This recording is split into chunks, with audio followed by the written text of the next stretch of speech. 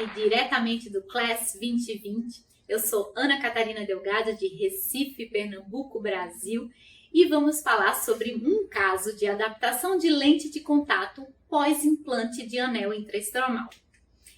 Eu declaro não ter nenhum conflito de interesse com todas as lentes e os materiais que eu vou apresentar a seguir. E esse caso é de um paciente de 26 anos, sexo masculino, portador de ceratocone. Ele é meu paciente desde que ele tinha 10 anos, quando eu descobri, numa consulta de rotina, que ele tinha ceratocone. A acuidade visual dele com óculos era de 20/40 no olho direito e o olho esquerdo não melhorava de conta-dedos a 2 metros. A refração era de -3 com -7,75 a 55 graus, 20/30, não melhora. E no olho esquerdo era plano, com -5 a 90, e a visão era de 20/80 e também não melhorava mais do que isso. A topografia tinha uma ceratometria de 42 por 49,3, um astigmatismo corneano de 7,2 e no olho esquerdo de 46,6 por 55,5 a 38 graus, com um astigmatismo corneano de 8,9. A paquimetria era de 471, 447, córneas bem finas, e a biometria ele tinha uma córnea afilada, protusa, principalmente em olho esquerdo. E aí, onde está o gato? Ele está subindo, ele está descendo, então, diante de um quadro assim, que é um quadro que acontece dia a dia do nosso consultório, que possibilidades nós temos?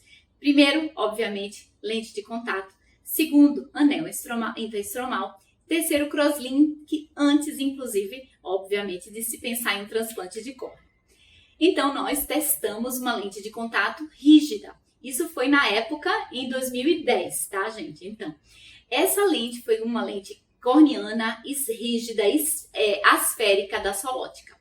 No olho direito foi testada uma lente 44,77, que é 7,60, 1 grau -3, diâmetro 9,8, e a acuidade visual, para nossa surpresa, ficou 20/20 no olho direito e 20/25 no olho esquerdo, com uma lente de 46 por 87, ou seja, 7,2, um diâmetro de 9,6.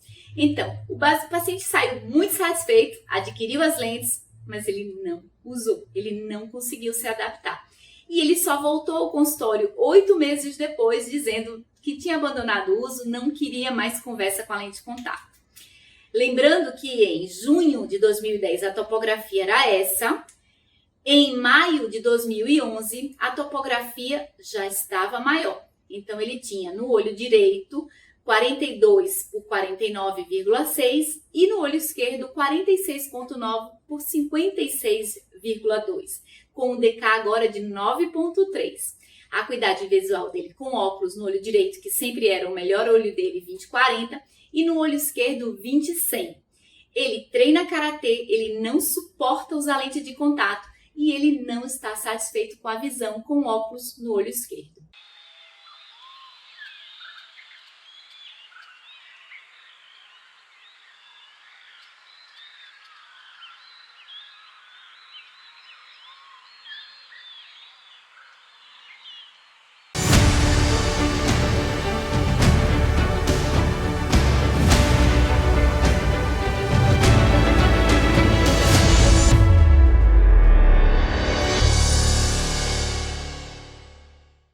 E agora, em maio de 2011, decidimos fazer o implante de um segmento inferior de anel com fento no olho esquerdo. Um mês depois, o segmento do anel estava bem, quase a gente não consegue ver, mas ele está aí bem direitinho.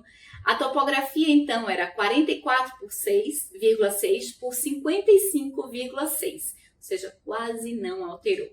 E a refração do olho esquerdo, -0,5, com -3,75 a 75 graus e uma visão de 20/150.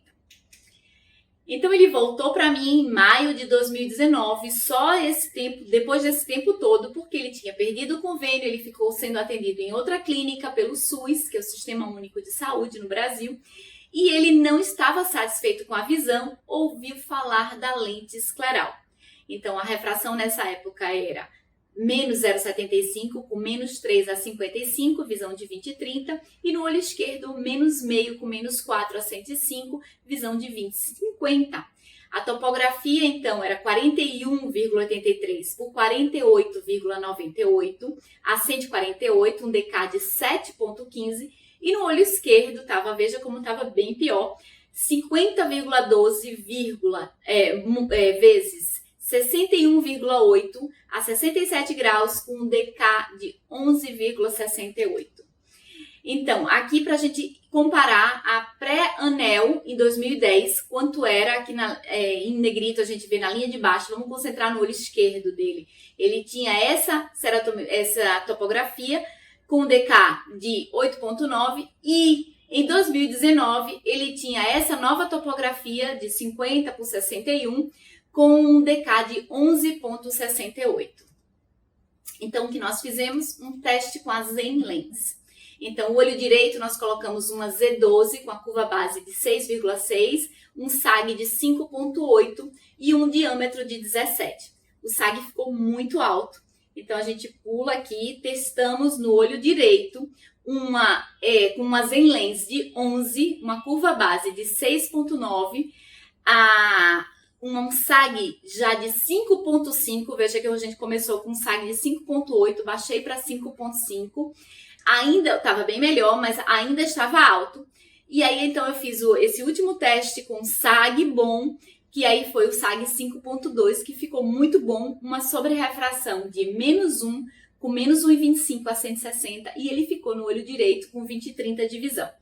Já o olho esquerdo, que foi essa primeira Zenlens que a gente colocou, a número 11, que tinha uma curva base de 6,9, 1 grau -2, que é a lente da caixa de teste, e um SAG 5,5 com diâmetro de 17.